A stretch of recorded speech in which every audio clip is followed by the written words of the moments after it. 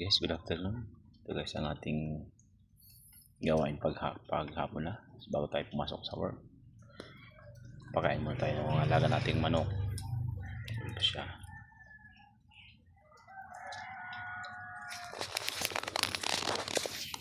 Ito guys.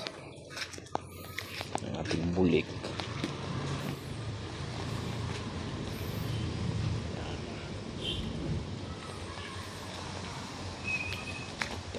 Ito yung isa.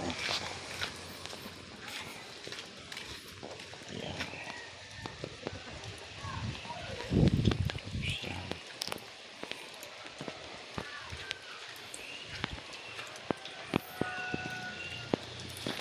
Ito guys yung isa pa. Ito guys yung maulan na hapon.